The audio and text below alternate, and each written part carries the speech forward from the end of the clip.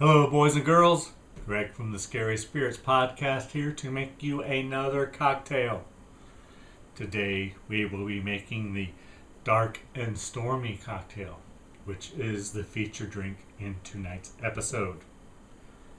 Alright, we're going to start with a tall glass filled with ice. Collins glass. To that, we're going to add 2 ounces black rum.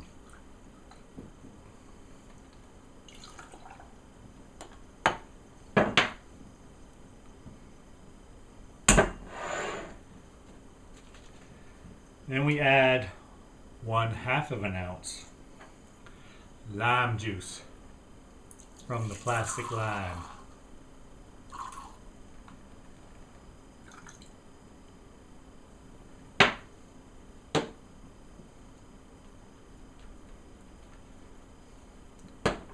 And then we top with ginger beer.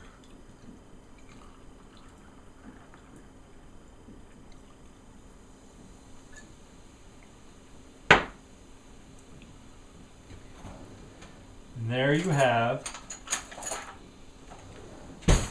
the Dark and Stormy cocktail.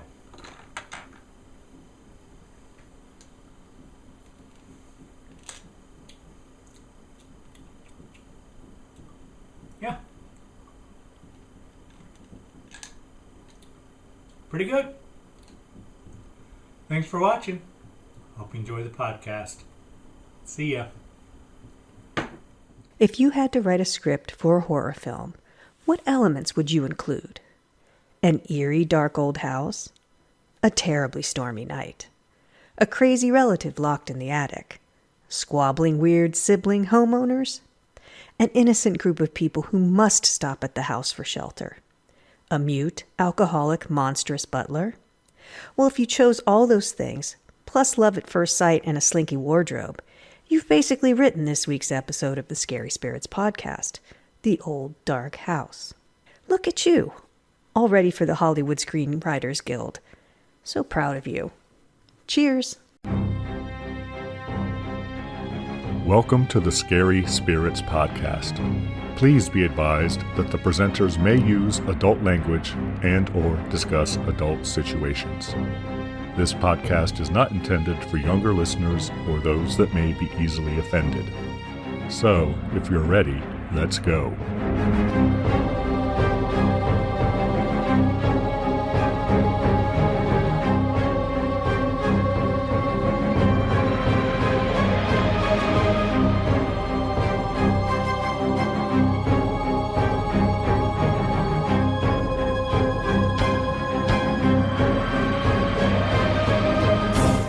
Hi, I'm Greg, Hey, I'm Karen. and welcome to the Scary Spirits podcast, the podcast that combines the two very different but highly compatible worlds of scary films and alcoholic spirits. What could possibly go wrong? Indeed. How are you, Karen? You're sounding very breathy today, Greg. Breathy. Yeah. Marilyn Monroe breathy. Hmm. Welcome to the Scary Spirits podcast. That what I sound Trying like? to lure in some younger female listeners. No, because we're already killing it with the young females, Karen. Well, I guess I better start pulling my weight then. Okay, I'll try to sound better. Sorry. It's just funny. I'm doing great. How are you, Greg? I'm excellent, Karen. I can tell. You're feeling good. I am. Anything we need to cover from any previous episodes? Not that I'm aware of. Do you know of anything? Nope, me either. Cool. I believe this film was my choice, Karen. Was it not? It was. And what did you choose for us this evening? The film I have chosen is The Old Dark House from 1932, Karen. A Universal picture, apparently. Yes, I noticed that. Starring Boris Karloff, kinda, sorta. Is that why you chose it? No, reason why I chose it, Karen, thank you for asking, is that The Old Dark House came out. It was released on October 20th, 1932, one day after this episode airs, Karen. So how old is that, Karen? 1932, you say. So that's... After I did the math, it seems like 92? It should be easy for you, Karen. 90, Dr. Karen. 90 years old? Correct, Karen. The 90th anniversary of its release is tomorrow. That's why I have chosen this film. You always have such good connections. 90 years. Jesus Christ, Karen. Can you imagine? No, I cannot. You don't remember 1932, right? Vaguely. It's foggy to me. Because I sure in the hell don't. Do you have a drink to go with this film, Greg? I do, Karen. The drink I have chosen is called the Dark and Stormy. Ooh, sounds mysterious. How do you make it? Well, we're going to need 2 ounces of black rum, a half ounce of lime juice, freshly squeezed from the plastic lime. Then we're going to need ginger beer, approximately 5 ounces to top. Awesome. And if you're fancy, you can put a lime wheel in there. How do you make it? So we're going to add the rum and the lime juice to a tall glass filled with ice. I used a Collins glass. Awesome. Then we're going to top with ginger beer. And you garnish with a lime wheel. Although I do have a lime wheel. Check it out. Yes, I see that, Karen. It's lovely. Fancy. I'm fancier than you. That is it. Awesome. It's tasty. I like it. Yeah, it is tasty. Very gingery. I get the lime too. So. Yeah. Very appropriate for the movie. So everyone go gather your ingredients and make your own. Get dark and stormy, people. Hold on.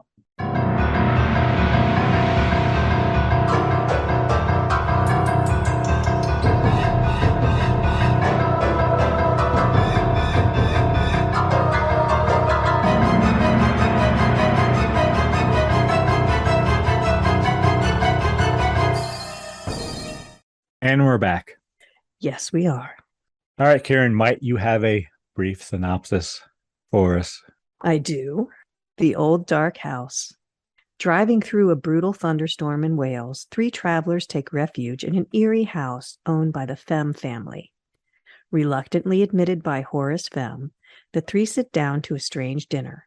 Horace is neurotic, butler Morgan is an alcoholic, and Horace's sister Rebecca raves about chastity. When the film brings in an industrialist and chorus girl Gladys DuCane Perkins, Morgan's lust and Rebecca's ire are ignited. I think Morgan's got a lot more issues than just being an alcoholic, just saying. Maybe a few. They left out some major characters, but it's a pretty good summary. Yeah, it's all right. We've had much worse, that's for sure. Yes. All right, Karen, are you ready to get into it? Yes, I kept calling it the Dark Old House. So the Old Dark House from 1932. Where did you watch this film, Karen? I watched it on Amazon. So did I. You paid the $4. Yes, I did. 1932. First thing we see is rated NR. And then we have credits. Yeah, no specific. Well, I guess it's not rated, so we don't have to look for anything. But there's lots of smoking in this one. Smoking and drinking. It is a pre-code film, so there are some sexual innuendos, which... Yes, there are. Wouldn't fly post-code, but today seem very tame, I would say. Yes. And we see people driving and I don't know. Well, are you going to read the producer's note? No. Okay. I didn't even see a producer's note. I did. What was the producer's note?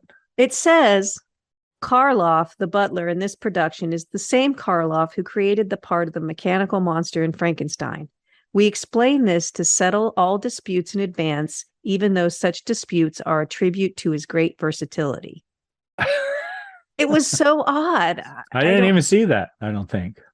Well, I did read that he is billed as just Karloff in the original film. Oh, that must be what it is. So that might be why. But when I was reading the credits, it said Boris Karloff. Okay. I don't know. Maybe we watched different versions. How exciting.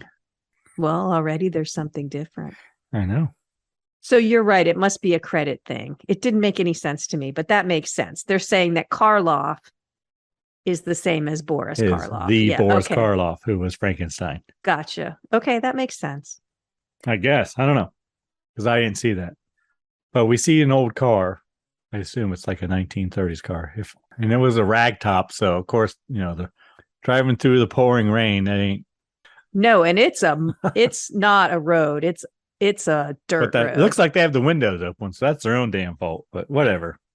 Yeah, they're driving down a mountain road, a very muddy mountain road, and they get stuck in the mud, and then they argue, a guy and a girl. Right? Yeah, it turns out they're married, a married couple. And then they continue on after they, get unstuck, and we learn they're in the Welsh mountains. Yeah, they're bickering. And a man named Pendrell is in the back seat smoking a pipe, Karen. Yeah, we get no explanation who he is. No, just Pendrell. He's very laid back. He's singing back there. He doesn't care they're stuck. He's in no hurry. Yeah, Roger Pendrell. He might be my fucking favorite character, though, Karen. But we learned that the people in the front seat are Mr. and Mrs. Waverton, Philip and Margaret. Yes. And Margaret tries to look at a map, but it's soaking wet. But it must not be made of paper, though, I said, because otherwise it would be in shreds. It's like, it must be like a canvas map or some shit, because it stays together even though it's soaking freaking wet, Karen. So speaking of that, have you ever known of such a map, Karen? No, I thought it was paper. But they were talking about how miserable Wales is, and it rains all the time. You want to guess how many inches of rain per year Wales gets? And again, this is just grabbed off the internet, so it could be recent. It could include, I don't know what it includes. It's just an average rainfall per year. Per year, right? Is that what you said? Yes. I'm going to say 40 inches. You're such a cheater. I'm not cheating. It's not 40 inches, but I know you looked up something. Rainfall is. I looked up the average rainfall in Columbus is what popped up, Karen. Oh, the average. Because I didn't want to be like totally off the mark, and that would be more than Columbus probably. But what is it? It's cheating, is what it is, Greg. It's 33.5 inches a year. So I went over. Yes, and the wettest season is in autumn, and they did look like they were wearing coats and such. I looked up as a kind of a marker. I looked up Seattle, what the average rainfall in Seattle is. Because, everybody says Seattle's so rainy. It is. It is. And they get 37 inches approximately. So Wales is a lot. They were just complaining about how wet Wales was. So I was curious how wet it was. And now we know 33.5 inches a year. 33. Riveting. Then I wrote, the car looks like a miniature as it does plowing through the mud. Yes. Mud. And then there's an avalanche and they find a house and they stop. They see lights up ahead. The wife does. And she says, let's stop. And he said, let's go on. They're going to move about 2 inches an hour in that mud. Their wheels are sunken down halfway in. It's pretty bad. So they do stop. And Pendrell knocks. Pendrell's kind of funny. He provides a little comic relief throughout the whole thing. He seems like to me, he seems like a rich playboy, but I'm not sure he really is. But he doesn't really give a shit about much. He just he's very laid back. Living life to the fullest. Whatever happens. They mentioned later he was in the war, so maybe he's seen some things. And so now he's just whatever. Still better. Whatever happens is still better than war. So he's happy to be wherever he is, whenever he is. Who we learn is Morgan, played by. They're pounding on the door. Boris Karloff answers the door. He looks like the Wolf Man. He's bearded and scarred up and scary looking dude. And then we meet Horace. Well, first he slams the door in their faces. Yes. And then he hits a gong. Yes. Yeah. The gong sounds inside. And then he reopens the door and invites them in.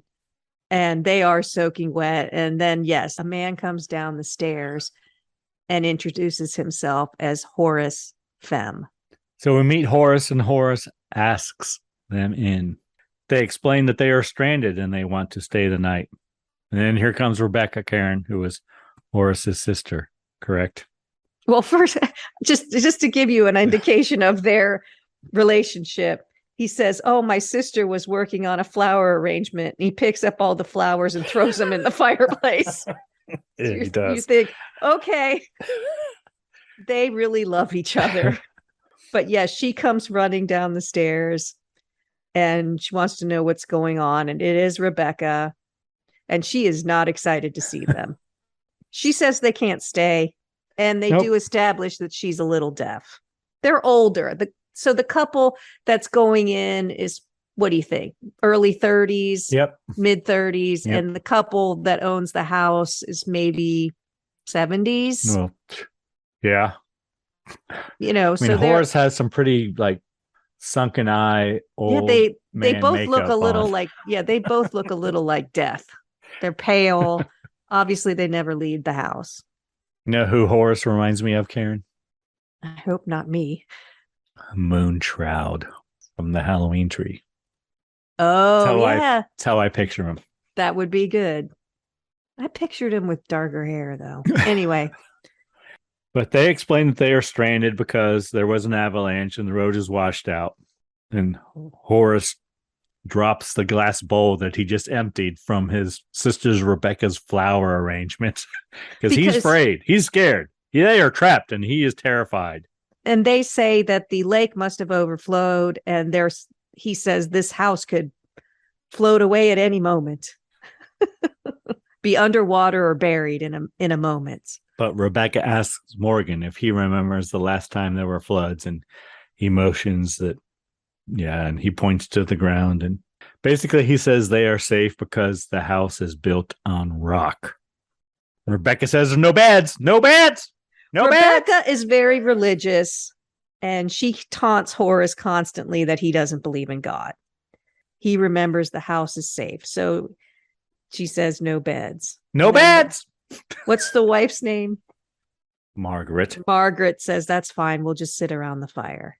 So they bring in their bags, and then Horace brings them some gin. The husband wants to put the car somewhere safer, so he takes it around to the stables. And Pendrell brings in the bags. You can call him Roger if you like. I call him Pendrell the whole time. They have some terrible overdubbing while they're getting the bags and stuff about how creepy the house is and stuff and all that. And they're just happy for a roof and a fire. But then they have gin. They do. Very good. If I'd watched this movie first, I might have made a gin drink. Yeah. Straight gin, because that's what they're drinking, Karen. That is what they're drinking. And Pendrell does mention that it's very good gin. But even Margaret drinks some. Well, yeah. They all have some gin. Well, they're cold. That'll warm them up. And again, Horace is scared of being cut off. He explains that Morgan can get violent when he's drunk, Karen. He's an uncivilized brute and drinks heavily. Margaret asks Rebecca if there was some place that she can change her clothes. And we have a little more comic relief because Rebecca cannot hear. And Rebecca talks about the room originally being her sister's, and she died when she was 21. The room they go to where Margaret changes clothes. And she was wicked, Karen. Wicked. Yes, very wicked. And I wrote, we have nice shots of Rebecca in the mirrors with her face distorted as she's talking about the wickedness. Yes. So she died in a hunting accident. She's riding 21. a horse. And she was pretty. And Rebecca pats the bed and says, this is where her sister lay for months screaming. And Rebecca told her to turn to the Lord, but her sister would not. Would not. She was godless to the end, just like you, Greg. Yep. Rebecca explains that her father is still alive and he's upstairs somewhere, Karen. He's a wicked man too. Wicked. And then Rebecca chastises Margaret for her wicked, lustful ways as he disrobes and changes into more silky, clingy clothing. Something more comfortable. Rebecca does say her father is 102. Margaret looks pretty good, though, when she's changing. I was going to say. Yeah, so don't you think there's lesbian undertones here? No, I don't. You think nothing but of your long, straight legs and your white body. Yes. And how to please your man. I think she says and milky white. Rebecca touches her white gown and says it's fine stuff, but it'll rot. And then she touches... It's like a silk thing. Yeah, Silk and then she touches dress. Margaret's chest and says, this is fine too, but it'll rot also. So I thought it was quite... I think she's just a zealot. All right. Well, I thought maybe that's why she was a zealot, because she was a little... Well, maybe she is. Maybe longing. She's repressing. I don't know. Then we hear knocking. Well, let me just say, I want to say that the only other thing that Margaret has to change into out of her wet clothes is a long white satin evening gown. You liked it though, didn't you, Karen? Yes, pretty. I did like her it. Earrings. She even changed earrings too. Yes, she did. So she either has her traveling clothes or an evening gown. But she did take off her stocking. Well, no. No, she didn't. No, she didn't. The other girl does. Sorry. But yes, that's what she changes into. So I said, that's a mighty fancy dress. There's knocking. Rebecca leaves the room. And Margaret opens a window and the wind blows in. Blows everything over. It's like quite the wind tunnel. Yeah. Margaret looks in the mirror and she sees Rebecca's words replay in her head, I guess. And then Margaret runs from the room. And we're having supper. She tried to close the window, but she couldn't. Yep, supper time in the main room there. And they're about to have supper, and then Rebecca chastises Horace for not saying grace before carving the... I thought it was ham, but it's roast beef. Roast beast. So they made roast beef and potatoes. So then Rebecca prays. She does. She blesses the meal. And then they pass around the roast beast. They have roast beef, potatoes, and bread. That's a pretty good meal for not expecting company. Yeah, have some potatoes. Have some potatoes. They kept saying have the potatoes. Shut your mouth and eat some potatoes. Yes. It's like, are the potatoes poisoned or something? The lights flicker and Horace explains that they make their own electricity there where they are. He tells Margaret not to be too afraid if they go out all together. Because apparently Morgan's the electrician and he ain't so bright. No pun intended. Yep. There's a knocking at the door. Well, we see Morgan eyeballing Margaret. Well, duh. I mean, he's interested. She is very pretty, but we see him eyeball acting there. Knock at the door. Horace tells Morgan to open the door, but he only opens it after Rebecca says it's okay. And two people enter, a man and a woman. And they make themselves right fucking at home, Karen. Yes, they're very cheery. And we learn they are Porterhouse and Gladys. And they introduce themselves. Then Horace makes formal introductions. He just met these people and he's introducing everyone else to, this is Sir Porterhouse. Whatever. Yes. Right? Then Pendrell offers Gladys his shoes because, Yeah, she took off her stockings. And she was going to put back on her shoes. But he says, oh, no, you can't do that. You'll catch your death. And he gives her a pair of his shoes. Yeah, and she dances around in them. Yeah, Rebecca's not amused by any of this. I wrote, but Rebecca does not seem pleased. No, she is not. And Porterhouse and Gladys join them for dinner. Have a potato. Horace bangs on the table at one point to get Porterhouse to shut the fuck up. He tells him to have a potato. He's singing about roast beef. So then he has Morgan bring them a glass of water, and Morgan stares at Margaret the whole time. Yes, he does. As you do. Then after dinner, I guess they're sitting around the fire and they're talking. Yeah, there's 6 people around the fire and they're all smoking. Right? And they're all smoking. Smoking Marlboros. Yeah, they say we've been talking for nearly 2 hours and we don't know anything about each other. Nope. And then they start talking about women's intuition, Karen. Yes. You have any scientific shit to tell us about women's intuition? I do not. Dr. Karen? Nope. We can't let those secrets out, Greg. Obviously. But Horace asks Margaret if her intuition tells her that he is wanted by the police. Shocking. And she says no, and he says, well, no one would live in this house if they didn't have to. Why else would I live here if I didn't have to? Right. I thought that was kind of funny. I don't know if it's true that he's all I right by don't the know police, either. They don't really say, but that was a funny line. Then Porterhouse tells his story, and apparently he was married to the love of his life at one point, and his wife died, and now all he gives a shit about is money. Because they went to a fancy party, and his wife got they had new clothes, and his wife had a new dress, but it was made of cotton. All the other rich ladies made fun of her dress, and she never recovered from that. And he insists that's why she died. So he vowed to get richer than all the assholes that made fun of her dress. Good so for that's him. That's what's motivated him. I like him already. Then Gladys tells her story, and she comes clean and says her real name is Perkins. It's not DuCane or whatever she said it was. And she is a chorus girl. And she says, everyone knows a chorus girl when they see them. No one is surprised. She says she's a chorus girl and not a good one.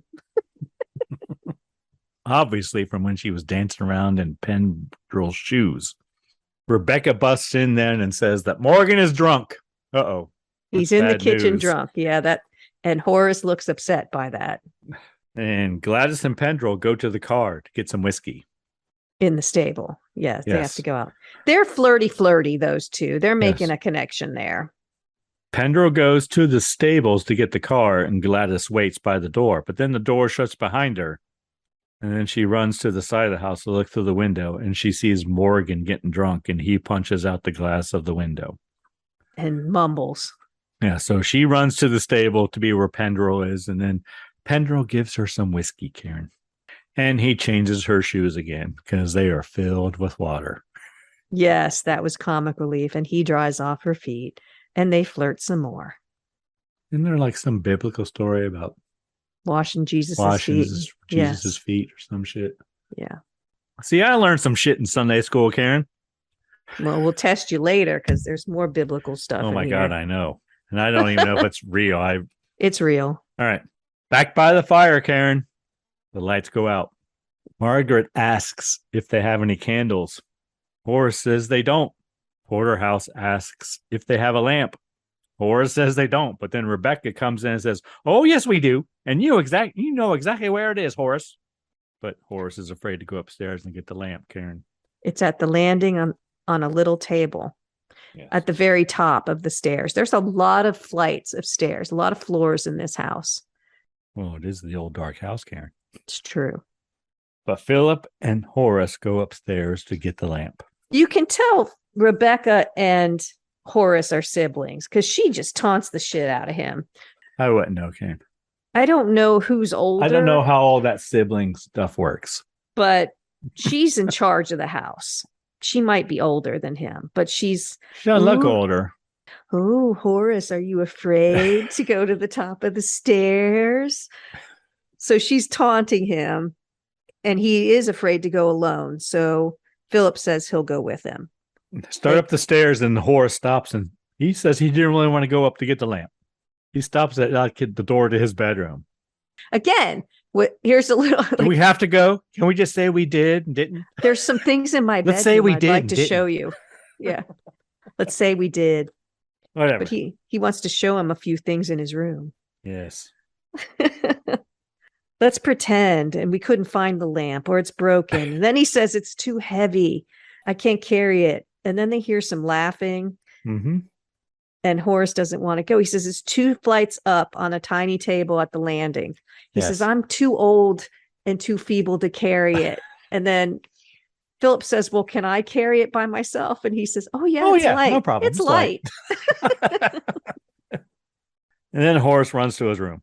So Roger finds the lamp. Well, he goes up the stairs. Did you see the gargoyle on the staircase? Yes. It was very cool. And there's a locked door with a supper plate sitting outside of it, I wrote. Yes. At the top of the stairs where the lamp is. We cut back to Rebecca, and she comes in and she wants Margaret to close her windows since she is the one who opened it. You bitch, you opened my windows. Go back and close them. They've been open for like an hour now or more. But Porterhouse agrees to go shut it for her. And then we see Margaret making shadows on the wall in the firelight, right? She's alone now. right? She's the only Yes. one down there. It is cool. At first I said cool shadow, and then she starts making shadow animals on the wall. So Yeah. And then we see a shot of Rebecca, like putting her hand on her chest, just like we saw earlier in the room. But Rebecca's not she's there. nowhere to be seen. Yeah. Yes. So Margaret runs out and yells for Pendrell and Gladys. But Morgan sneaks up behind her, Karen. And he shuts the door. And Morgan chases Margaret around the room. Yes. And in his rage, he overturns the dinner table, which was unnecessary, I thought.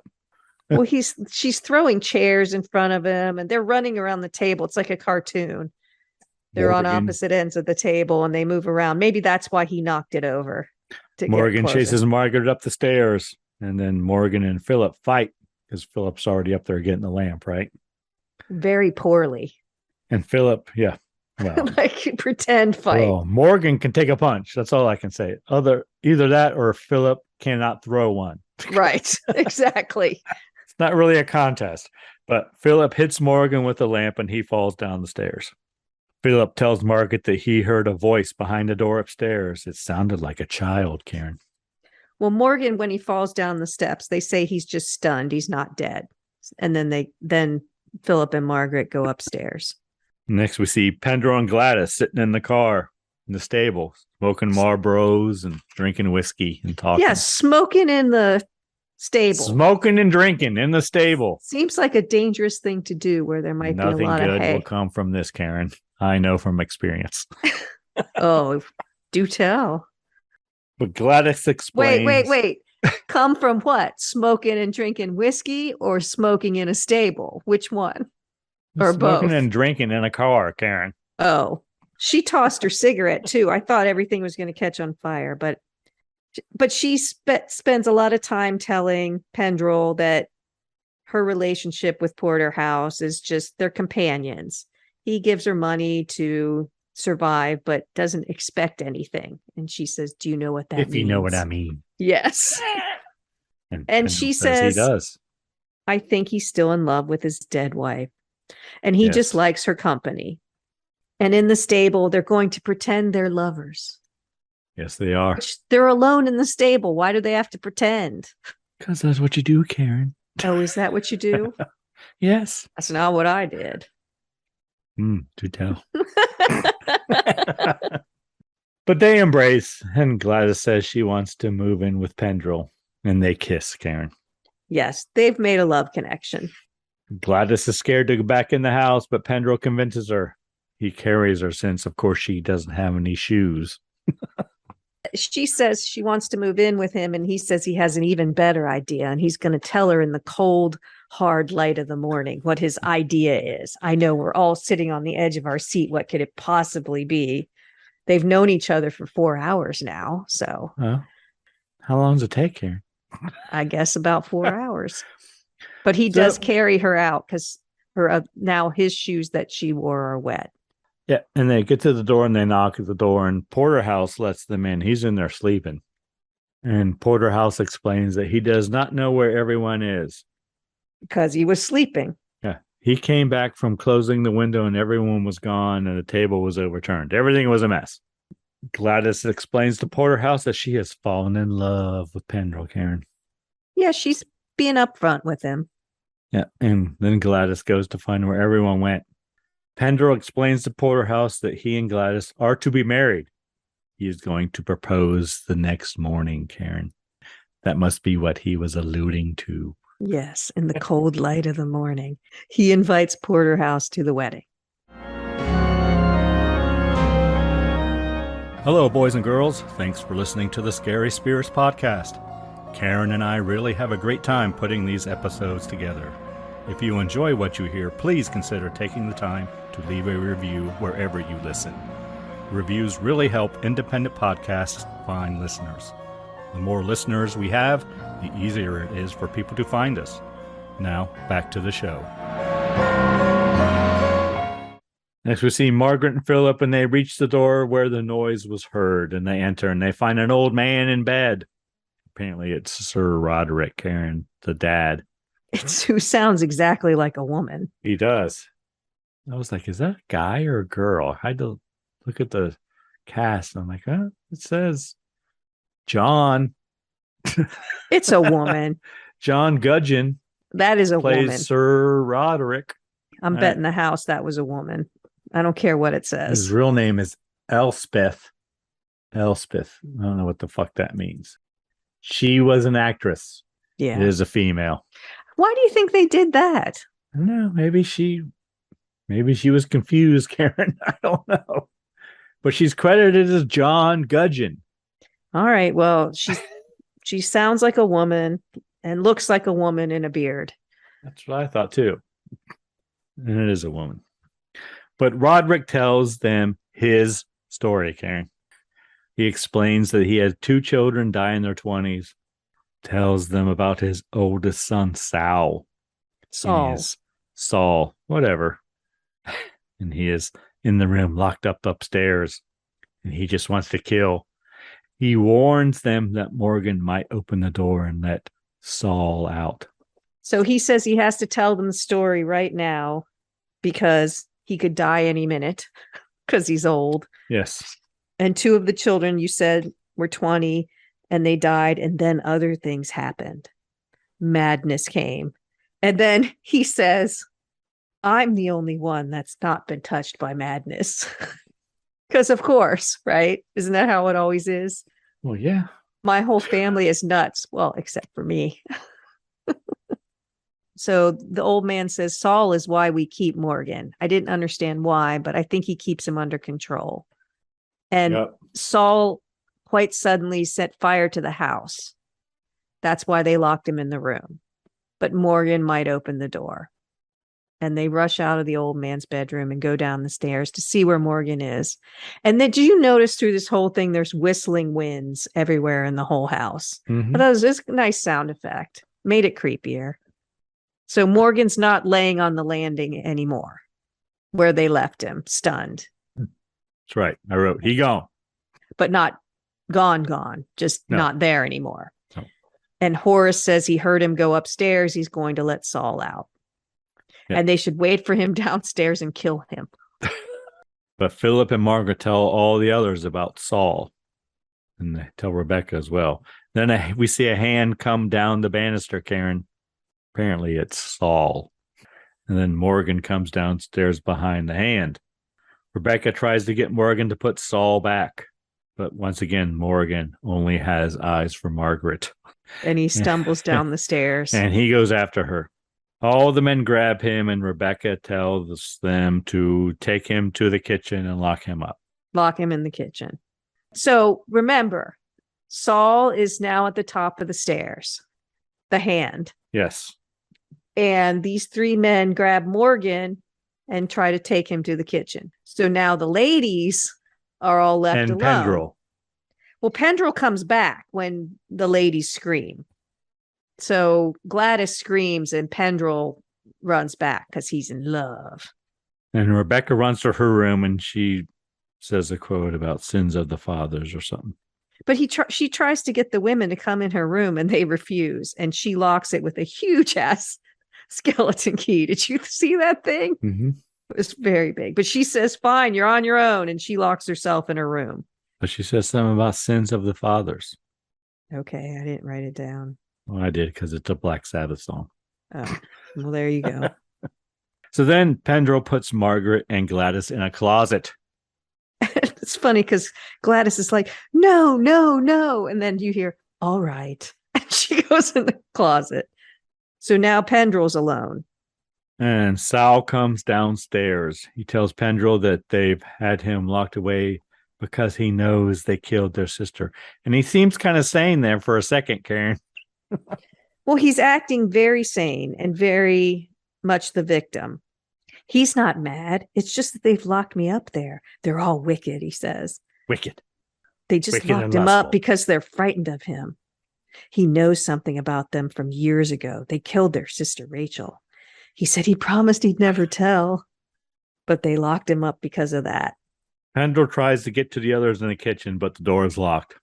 And Saul smiles wickedly behind him. Yes, and Saul tells Pendrell that he wants to tell him a story. And he laughs. And he keeps asking, who's in the closet? Yeah. And Pendrell keeps saying no one. And he picks up a knife from the floor, too. So now Saul has a knife, and he wants to know who's in the closet. And Pendrell brings him back around and says, tell me the story you were going to tell me. Yes. He keeps asking who's in the closet. Pendrell keeps saying no one, and he's trying to distract him. Tell me the story. Tell me the story you were going to tell me. Back to the flames. Yes. Saul starts talking about the flames as he has a candle. And he knows a lot about the study of flames.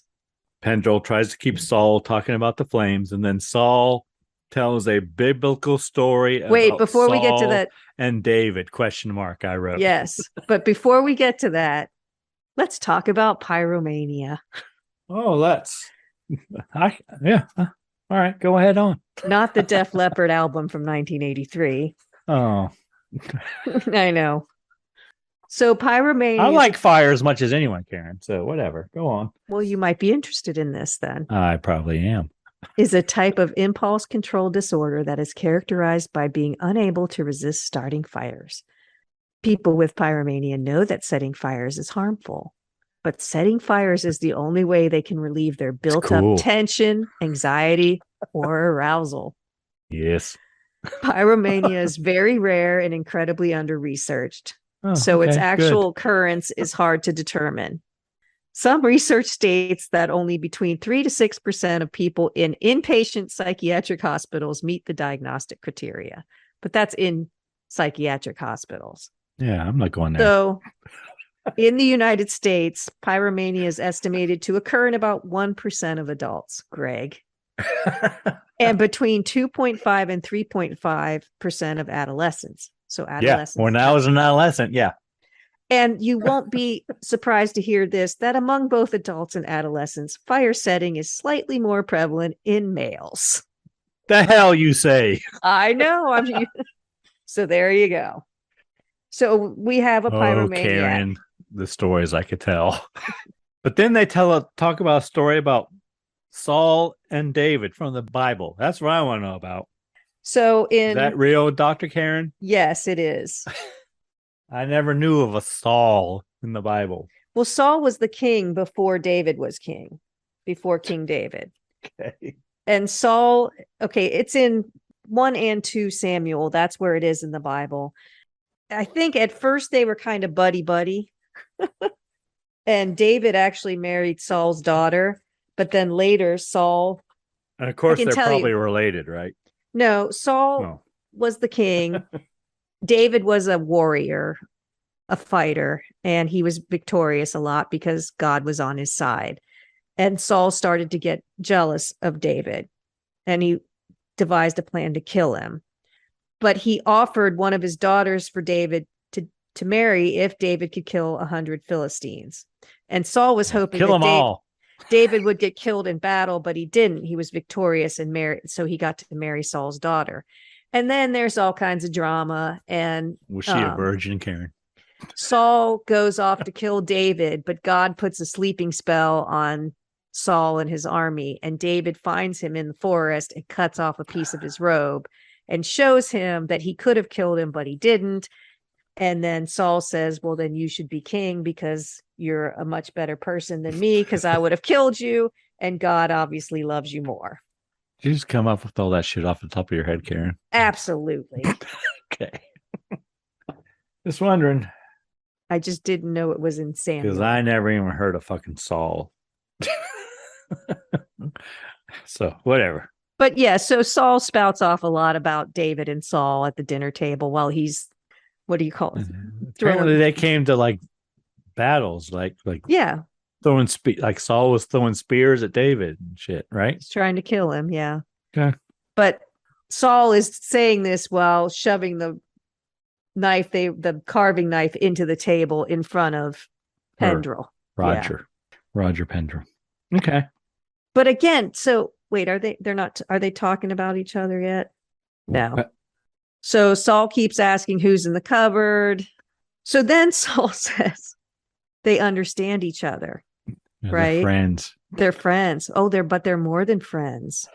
We understand each other very well, don't we? And then I don't just like you. I like you. I love you. I'm like, are there homosexual undertones here? They're both talking over a candle about how much they love each other. Well, Pendrell's just trying to keep Saul talking, but Saul is talking about not only do I like you, I love you, we understand each other. But then he says, that's how you knew that I wanted to kill you, because they understand each other. Yes. And then Pendrell says that Morgan is coming. And he distracts Saul and tricks him. Yes, that old look over there trick. So Saul throws the knife at Pendrell. Barely misses his head. Misses him. And Pendrell goes for a fire poker, but then Saul hits him with a chair and they battle. They do. Yeah, they fight for a little while. Saul runs upstairs with a burning log to set the curtains afire. Karen, he's going to burn the fucking house down. Just like a pyromaniac would. Yes. Burn, baby, burn. He's a 1%er. When Pendrell wakes up and runs upstairs just in time to stop Saul from doing a lot of damage, they fight. And I wrote, Saul tries to bite Pendrell on the neck. Did you see that? It looked like he was kissing him. He did. I said, are they kissing? Wait, is he biting him? Are they kiss? He's biting him. Is he kissing his neck? I think he's doing his Walking Dead Rick Grimes, and he's going to rip the Adam's apple out of his neck. Or the that would be awesome if he did. The artery. Whatever. And Saul and Pendrell fall from the balcony. Eventually, the styrofoam banister gives way. Karen. It does. Next, we see Morgan. He breaks through the door, and he finds Gladys and Margaret in the closet. Margaret tries to explain that I said the cardboard Morgan, doors. Yeah. That both Pendrell and Saul are hurt. Morgan goes to help Saul. Yes, he does like Saul. He gone. Yes. Did you think that Saul looked an awful lot like Horace, but with a beard? Are they the same actor? They're not the same actor. No, they look. No. They did a good job of making them look like brothers, because I thought it was the same guy. They're not. So then Morgan picks up Saul and carries him upstairs. And then Philip and Porterhouse finally get out of the kitchen. They've missed all this shit, apparently. Then Gladys goes to help Pendrell, but I think Philip tries to stop her and says, you don't want to go over there. But she goes over there, and apparently he gone. She's rocking him in her lap. And she's rubbing his face, and then she says, it's alive! It's alive! Apparently she feels a pulse or some shit. I don't know. And we cut to the next morning, and Horace comes downstairs and wishes everyone a good morning. Yes, he does. Good morning. Good morning. Good morning. Nothing happened here. No. Everything's fine. Yes. And Philip and Margaret leave to get help, and Horace says, well, goodbye. I was very happy to meet you. And they go off to good help, and then Pendrell wakes up, and of course, as he promised, he proposes to Gladys. And apparently because they've known each other a day. Apparently she says yes, and then they kiss, Karen. The end. Credits. A good cast is worth repeating. I just wrote, what? I have questions. Do you, Karen? Don't you? Do you have questions? Do you? No more than usual, I don't think. All right, Karen, what were you pleasantly surprised by, or did you especially like? I liked this movie. I think it did had. You? I did. Okay. I think, well, as a precursor to a lot of other movies. I don't know when the tropes started. This is directed by Whale, very famous director. I mean, he directed Frankenstein, and like a lot of the classic Universal horror films he directed. James Whale. This has a lot of the haunted house kind of tropes, right? Where there's a crazy person upstairs locked in a room. There's an old person who tells a story. There's whistling winds through the house. There's creepy people living in the house, even though they're supposed to be sort of normal. There's often somebody left alone, or separation of groups and someone left alone. So they did a lot of that stuff that you see in a lot of movies repeated over time. So I don't know if this is kind of one of the first ones to do it. 1932. It's pretty early. So that's what I liked about it. It had creepy aspects to it, where like the shadow work and the mirror work and all that. What about you? What did you like? Is that all you liked, Karen? Is that it? Well, kind of. I liked Margaret. I thought she was a terrific actress. Margaret was pretty, yes. Yeah. And her milky white. Her dress was pretty. And whatever. Yeah. It was okay. I liked what it contributed to haunted house horror. That's all. I thought and in my mind, nuts, but I get that it could be nuts, and you know what I mean? That's what I thought. It just was like you could appreciate it for its contributions, but not necessarily think it was fantastic, you know? Yeah. It was a bit insane, as I was reading that reviews at the time called it somewhat insane, which yeah, it fucking is. It's somewhat insane. Well, that's what I didn't like about it. It's very disjointed. Nothing happens until the last 15 minutes, pretty much, really. I like the shots of Rebecca in the mirror, but it was like, kind of felt like it didn't go anywhere. No, it didn't. This is like, oh, this is an opportunity to show her in a mirror. Let's do that. Like, right. It wasn't. That's planned. What I mean. There were a lot of it was an accidental thing. Like, holy shit, look at her face. Let's get some more mirrors in here and shoot some more. But they did the same thing with the shadow, and it appeared, and then nothing came of it. And even Saul, they just had Morgan take him upstairs. Well, what happened? And where's Morgan? Where did he go? What's wrong with him? Why is his face all scarred up? He's mute in the film. I don't think we mentioned that, but it's a complete they call waste. him dumb, but it really means mute, right? He's mute. Yeah. So we got Rebecca, who's deaf, and we got Morgan, who's dumb. Well, yeah, which we had in the werewolf movie.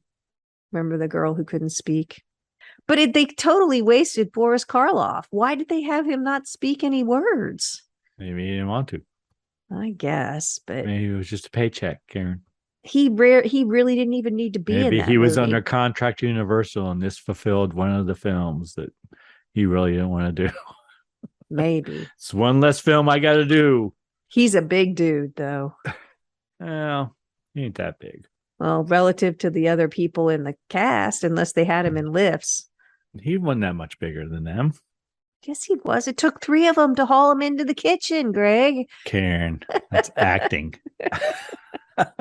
He wasn't physically larger than any of the other dudes. I bet he was. But they wasted him. And the story was disjointed. Like Nothing I said, went it may have been him. It just said, yeah, I'll do this. And well, no, I'm telling one film from my fucking contract. Meg, I'm just telling you what I didn't like about the movie. I'm not. Okay. That's all. I'm just telling you that he was wasted. There should have been a story behind him. His face was all scarred up. We don't know why. We don't know. That's easy money for him. If I was him, that's what I would do. But I don't know why they hired a very famous actor for a very. They didn't hire him, Karen. He was under contract to Universal. I'm sure those were in the days of studio contracts, and you had to fulfill so many films, probably. And this fulfilled a film. One less film I got to do for these people. What didn't you like about it, Greg? Since you don't want to listen to what I didn't like. I didn't like Morgan. I didn't like him either. But what else didn't I like? It was very choppy, too. And rushed. And very anticlimactic, too. Well, yeah, they just took him upstairs. They just took this pyromaniac killer upstairs who was dead. And we never found out what happened. Never saw Morgan or him again. And it's not like it ends there. Horace is creepy, but I kind of like him. They just start the next day like nothing happened. Yeah. They didn't end it when he was walking up the stairs so we could say, well, what happened? What did they do? Horace is, oh, good morning. Good morning. Good morning. Lovely to meet you. Have a wonderful day. Yeah. So it's weird. Yeah, it wasn't terrible, though. But it wasn't great. No, I appreciate. I mean, this film had 4.5 stars on Amazon. Wow, I don't think I'd give it 4.5 stars.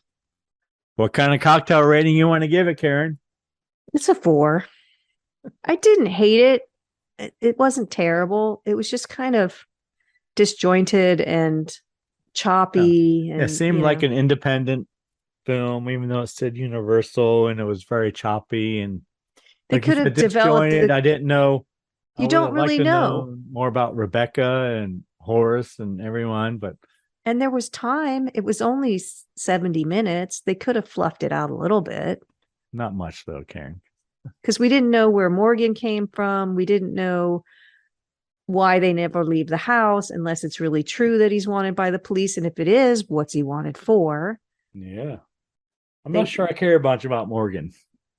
I'm more, But he had scars all over him. Like, what was that supposed to be from Saul? I don't know. And then they just carry him up the stairs, and where did he go? What did they do? I don't know. It was just too many questions at the end. And there's not even sequel potential.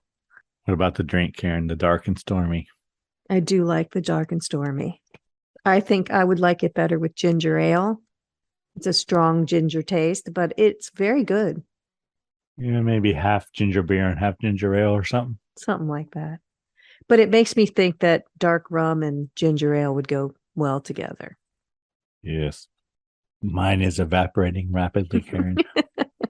That tends to happen. All right. Anything we learned today, Karen? Rainfall in Wales, Yes. Pyromania, Def Leppard, and the Disorder. Lots about Pyromania. And about Saul and David. Mm-hmm. You had a Black Sabbath reference. What was that? Sins of the Father. There you go. Yeah, lots of shit about Saul and David that I didn't know about. Saul does not seem a biblical name to me for some reason, Karen. It is. All right. Anything else we learned? I don't think so. All right. Next movie, I think, is your choice, Karen. Is it? Is it not? It is. Go on. I've chosen The Night of the Living Dead, 1968. Any reason you chose that film, Karen? No, it's just Halloween, and it's a good one for that. Okay. Well, speaking of Halloween, Karen, this episode does come out on October 19th. Have you got your Halloween decorations up and got all your candy? And have you planned your costume? We don't get kids to come up our long driveway, so we don't have to buy candy. Doesn't mean I don't buy candy, because we do like candy. What candy do you buy, Karen, for Halloween to give to the kids who don't show up to the door? I buy the Halloween candy the day after Halloween, because I get it all. So whatever's left, I buy my kids each a bag of candy. What's my favorite candy? I like Kit Kats. I'm a Kit Kat fan. Says my wife. I like Milky Ways. What's your favorite candy bar? Well, I like Butterfinger, Karen. Yeah. Butterfingers and Reese's. Mm. Everybody likes. Of course, my wife has a peanut allergy, so I can't have any of those. And come so no close to her. paydays at your house. Oh, payday is awesome too, Karen. I do. I used to I like love paydays. those. I used to eat those a lot. Yeah. Okay, so no decorations. You got decorations? Yeah, not like you. I don't have a yard decorations or anything, but I have a Well, wreath Karen. and No one's like me, Karen. right. I do have decorations. I decorate in the house too. Do Right. you? Do you have a Halloween tree? No, No costume? not yet. No. Okay. Why? What's your costume? I usually don't have one. I thought you might. Just curious. And you know what else happened the day this episode comes out, Karen? On October 19th, 1979. Should I know? I don't know. I'm just What asking. happened? The Tom Petty and the Heartbreakers album, Damn the Torpedoes, was released. Okay. What does that have to do with anything? Nothing. I'm just saying, everyone, put on It's a your good album. Tom Petty music. Play Refugee or some shit. I don't know. Because it's the 43rd, Karen. I would play something from Pyromania myself. Well, that didn't come out. No, but it's in the movie. Okay, so I would play what from Pyromania would you play, Karen? If you would pick one song Oh, I don't from know. Def Leppard Pyromania. Rock of Ages is pretty good. I was going to pick that or Rock Till You Drop. I like Fooling too, whatever. Yeah, it's a good one. It's a good album. My favorite is High and Dry, Karen. That's a good one too. All right, so next week we're doing Night of the Living Dead from 1968, which was released October 1st, 1968. So you're in the month. Yeah, It was released. Do you have a cocktail, Karen? I do. And what would that be? And it has nothing to do with the movie. Awesome. As far as I can tell, but it just sounded good to me. We're going with the Smoky Harvest Apple Cider Margarita because it's autumny and harvesty. And Smoky Harvest Apple Cider Margarita. Okay. What are we going to need for that drink, Karen? You're going to need cinnamon sugar and flaky sea salt for the rim. 2 ounces of silver. Hold on. Cinnamon sugar and flaky sea salt. Is that what you just said? Yeah, just cinnamon sugar and some salt for the rim. Okay, go on. 2 ounces of tequila. It says silver. 1/2 ounce of orange liqueur. Okay. 4 ounces of apple cider. Okay. Juice from half a lime. Half a lime. How many ounces is half a lime? It's about 1/2 ounce because it took me. Okay. No, wait, about 1/4 ounce. Sorry, 1/4 ounce. What did we use today? 1/2 ounce? Yeah. Yeah, so that was There's a lot more left in the plastic lime, Karen. Okay, so 1/4 ounce. Okay. 1 to 2 teaspoons of maple syrup. Use more or less to your taste. Okay. And apple slices and cinnamon sticks for serving. So you said apple cider, right? Yeah. So you're going to rim the glass with the salted cinnamon sugar. So you take the wine ledge, run it around the rim, then coat it in the salted cinnamon sugar. So to make that, you mix equal parts cinnamon, sugar, and salt. Combine the tequila, orange liqueur, apple cider, lime juice, and maple in a cocktail shaker. Add ice and shake. Strain into a glass. Garnish with apple slices, rosemary, and cinnamon sticks. Didn't say rosemary up there. Rosemary. I know, it doesn't say that at the top. And light the cinnamon stick on fire for a smoky effect. Fire. See? Light the cinnamon stick on fire. See, look at me taking care of all your I can do that. needs there. You know the flames are like little daggers, right, Karen? Do you have cinnamon sticks? I did, unless I used them all. No, I don't know the flames are like daggers. That's what Saul said. Oh, he said he did. He said it would. The flames were like cold. Yeah, they're cold and daggers. Ice. Yes. Cold, icy daggers. Yes. Yep. Okay. Anyone you need to thank this episode, Karen? As always, I'd like to thank our listener. There's a lot of podcasts out there. Thanks for spending time with us. And thanks to everyone who filled out a survey. Oh, you're stealing my thunder, Karen. Is there anyone you'd like to thank, Greg? Yes, Karen, I do need to thank the band Verse 13 for providing all of the music in the Scary Spirits podcast. The music does make the podcast better. Anything else, Karen? Please drink responsibly. Yes. Thanks for listening to the Scary Spirits podcast, where the movies might be iffy, but the drinks are always solid. We would love to hear from you. You can find us on Facebook, Instagram, and YouTube at Scary Spirits Podcast, or go to our website, scaryspirits.com. And if you want the direct line, email us at info@scaryspirits.com. If you really want to help us out, leave us a review on Apple Podcasts. And remember, always drink responsibly. See you next week.